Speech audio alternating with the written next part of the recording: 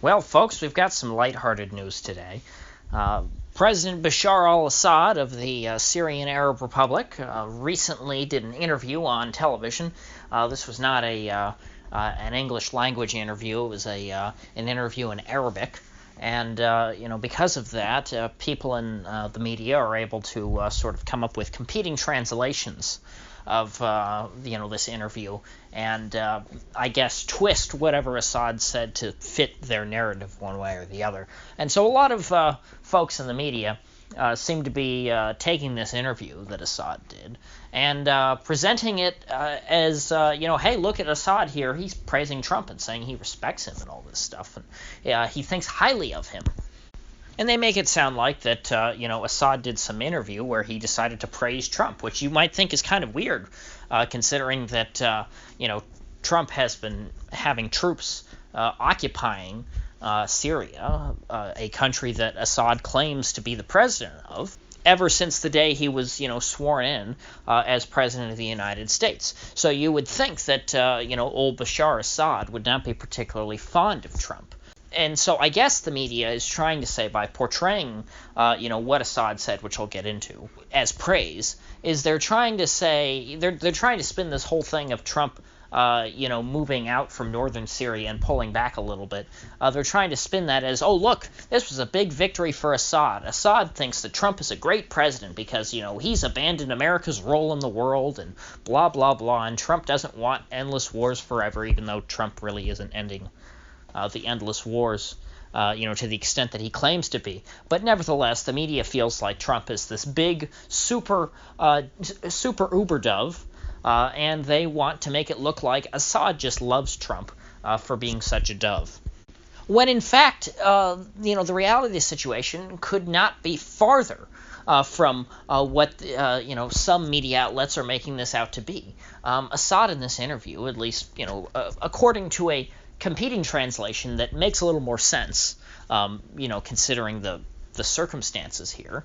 Assad actually, it would seem, was not praising Trump, but describing what Trump was doing and sort of making a tongue-in-cheek praise of Trump. But he most certainly was not saying that he approves of, Trump's leadership or whatever, or feels like Trump's actions have, directly helped him or something.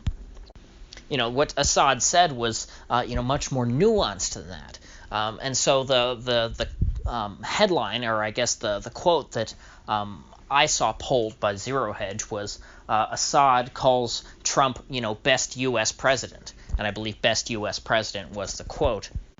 But the reason why is quite interesting. Assad doesn't think Trump is the best U.S. president because, Trump, he's such a dove. He just, he wants to pull back from the world and he's going to let me, gas my own people. And this is great. I just love Trump for letting me do all this terrible things to my people. That would be the reaction of a mainstream media pundit if they saw the headline, Assad calls Trump best U.S. president. In reality, Assad was saying that he thinks Trump is the best U.S. president, not because, Trump is such a great guy and because he's, such a dove, but because he's such an unabashed hawk, because Trump is the most, sort of brutal in his rhetoric. He no longer keeps up this facade that the United States military is in the Middle East, to protect civilians and things like that, and to, conduct humanitarian, military operations to liberate people from tyrants and stuff like that. Trump dispenses with all of that and makes it abundantly clear that the U.S. is only in the Middle East because it has imperial interests there.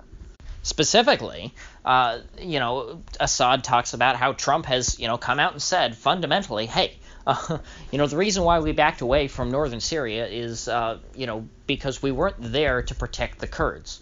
We don't want Americans fighting to die for the Kurds. We're there to protect the oil. What we want in Syria is the oil and nothing else.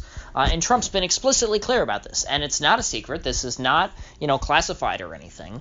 The troops that Trump had in Syria, some of them went to Iraq, but a lot of them are still there. And what did they do? They pulled back from the Turkish border, and they just retreated into the oil fields. because that was, what they really cared about the whole time. And so, when you look at this, what exactly is Assad praising about Trump? He's not praising, Trump's actions necessarily. He's praising Trump's honesty. Because from Assad's perspective, what Trump is doing is, a war crime, essentially, because, you're seizing territory from a country that, the U.S. technically isn't even at war with. Assad is looking at this and accurately analyzing the actions of the U.S. military in Syria as a naked resource grab.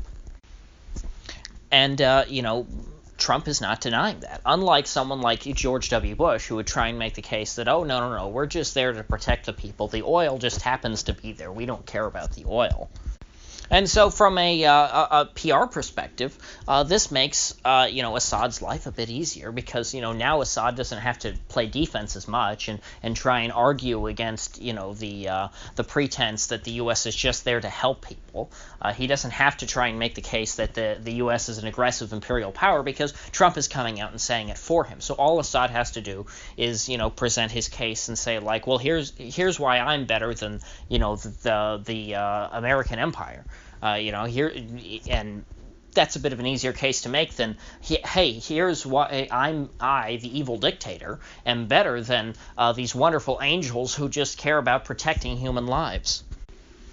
Trump is doing irreparable damage, really, to the American empire because he's exposing sort of the role of the U.S. government as, not this impartial, non-for-profit, humanitarian organization that exists only to try and defend Western civilization and, Western moral values, which is, how they present themselves typically. But rather, the U.S. government, Trump is showing, is, just a vessel for American corporate interests. And that, the government is not guided by, these high abstract principles, but rather they're guided by, whoever's donating to their reelection campaigns and, to the lobbyists and all these people. And so, based on that, I'm happy praising Trump as well. I think that it's a very good thing that, he comes out and just says these things that, other presidents wouldn't dare say, even though, in reality, this is what's always been going on. So with that said, if you get anything of value out of this video, I'd appreciate you clicking that like button and sharing this video. And if you haven't already, please do subscribe because I do upload every day and I'd hate to have you miss one. So I'll see you folks back here tomorrow.